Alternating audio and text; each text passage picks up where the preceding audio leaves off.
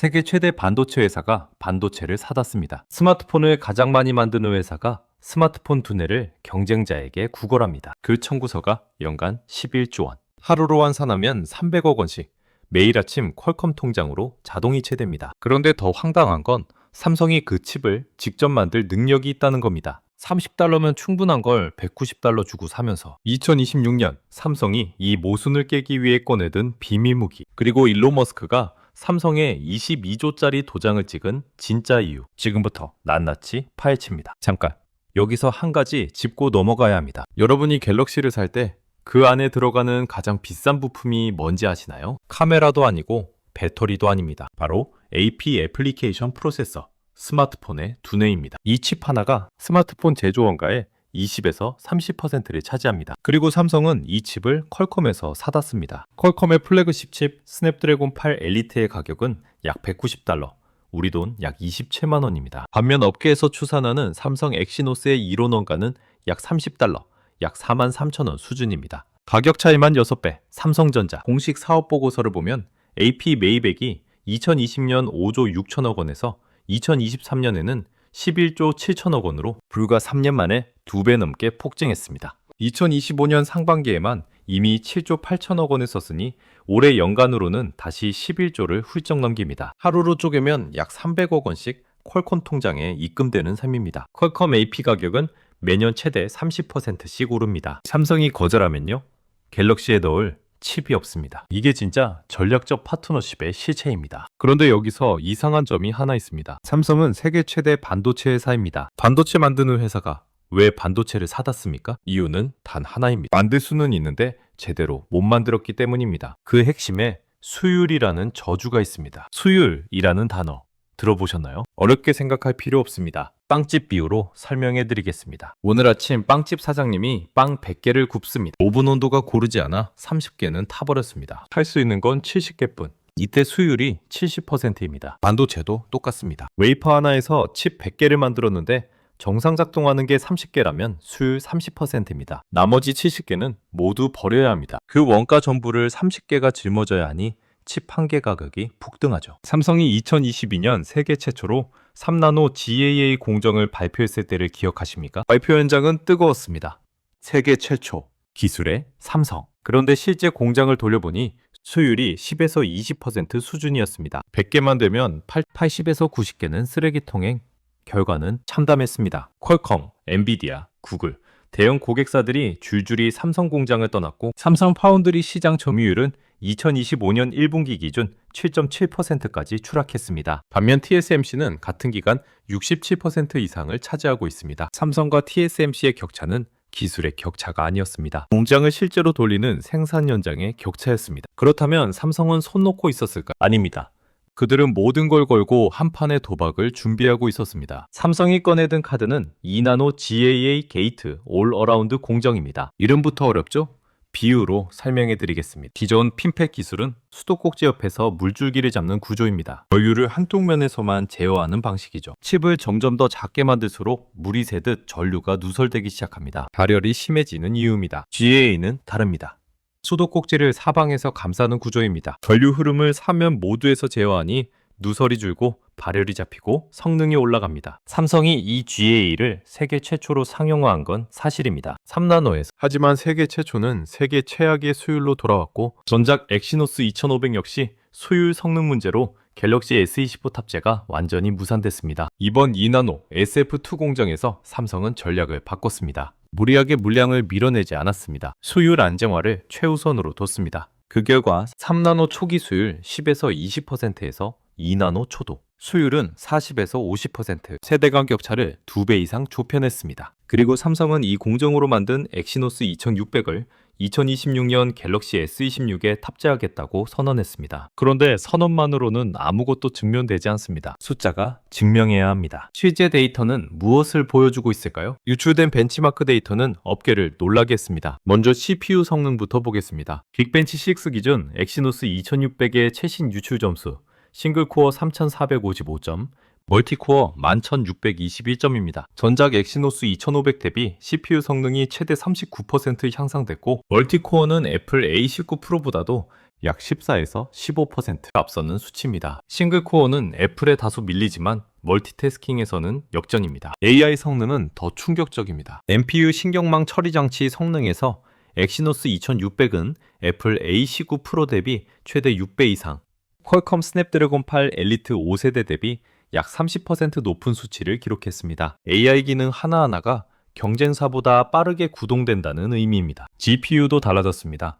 AMD와 협력해 만든 엑스크립스 GPU는 퀄컴 스냅드래곤 8 엘리트 5세대 대비 최대 29% 높은 그래픽 성능을 보여줬고 애플 A19 프로와 비교해선 최대 75% 앞서는 결과도 나왔습니다. 고질병이었던 발열도 잡았습니다. 업계 최초 히트패스 블록 HPV 기술로 칩 내부 열 저항을 최대 16% 낮췄고 삼성 임원은 직접 전작 대비 AP 온도가 약 30% 저하됐다고 공식 발표했습니다. 과거 엑시노스를 손난로라고 비꼬던 목소리들에게 보내는 공식 답장입니다. 단, 이 모든 수치는 아직 공식 검증 전 내부 테스트 유출 기반입니다. 실제 갤럭시 S26이 소비자 손에 쥐었을 때 진짜 시험이 시작됩니다. 하지만 아무리 좋은 칩이라도 아무도 믿어주지 않으면 의미가 없습니다. 바로 그 순간 예상치 못한 곳에서 거대한 손이 내밀어졌습니다. 일론 머스크입니다.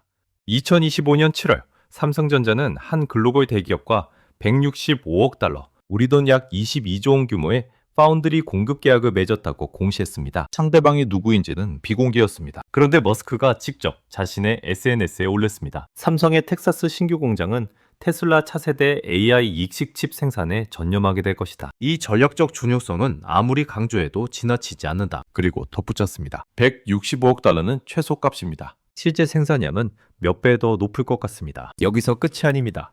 머스크는 같은 해 10월 실적 발표에서 또 한 번 깜짝 발언을 했습니다. AI5 칩도 삼성과 TSMC가 공동 생산할 것이다. AI소 삼성 단독, AI5 삼성, TSMC 공동, AIX 삼성 단독. 테슬라 칩 생태계 전체에 삼성이 발을 걸치게 된 겁니다. 이게 왜 중요할까요? 테슬라가 발주한 칩은 자율주행 AI 칩입니다. 오작동하면 차가 멈추는 게 아닙니다. 사람이 죽습니다. 생명과 직결된 칩을 머스크가 삼성에게 맡겼습니다. 이건 단순한 거래가 아닙니다. 신뢰, 공개 선언입니다. 파운드리 업계에서 레퍼런스의 힘은 상상 이상입니다. 삼성을 외면하던 고객사들이 이 뉴스를 보고 있습니다. 특히 그 신뢰를 보낸 사람이 머스크라면 더욱 테슬라가 선택했습니다. 데이터도 증명했습니다. 이제 남은 건 단 하나. 수율이 실제로 버텨주느냐입니다. 수율 50%.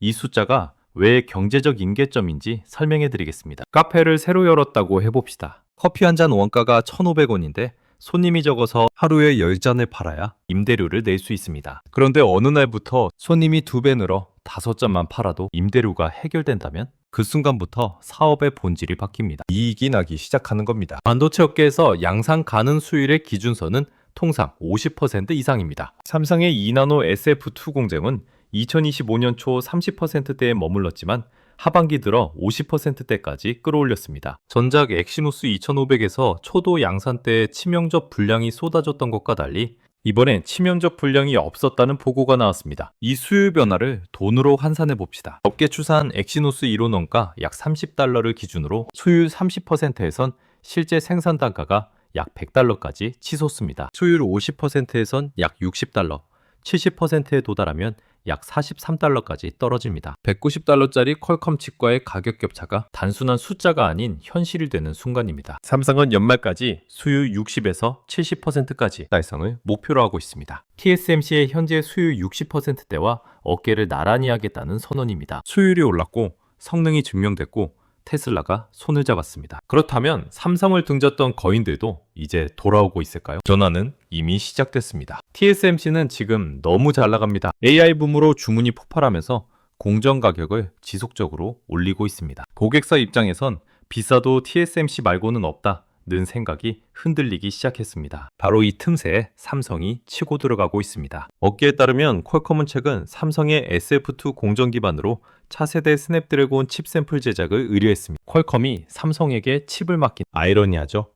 그런데 이게 현실입니다. 엔비디아와 구글도 삼성 2나노 공정에 관심을 보이고 있다는 전언이 나오고 있습니다. 퀄컴 CEO는 실적 발표에서 삼성 파운드리 점유율 확대 가능성을 묻는 질문에 뚜렷한 부정을 하지 못했습니다. 이 작은 주저함 안에 모든 게 담겨 있습니다. 그리고 갤럭시 S26, 오는 2026년 1분기 출시될 갤럭시 S26의 일반 플러스 모델 일부에 엑시노스 2600이 탑재됩니다. 처음엔 전체 물량의 25에서 30% 비중이지만 수율이 안정화될수록 그 비중은 점차 늘어납니다. 퀄컴의 독점은 이미 균열이 생겼습니다. 연간 11조 원짜리 조공 구조가 서서히 무너지기 시작했습니다. 자, 그렇다면 이 모든 변화가 결국 여러분의 지갑과는 무슨 상관일까요? 마지막입니다. 이 전쟁의 진짜 의미를 말씀드리겠습니다. 이 이야기를 왜 독립전쟁이라고 부르는지 이제 말씀드릴 수 있습니다. 삼성이 퀄컴에게 연간 11조 원을 쓰는 동안 그 비용의 일부는 결국 여러분의 스마트폰 가격에 얹혔습니다. 퀄컴이 매년 칩 가격을 올릴 때마다 삼성은 어딘가에서 그 비용을 메워야 했습니다. 그 어딘가는 디스플레이 원가 절감이거나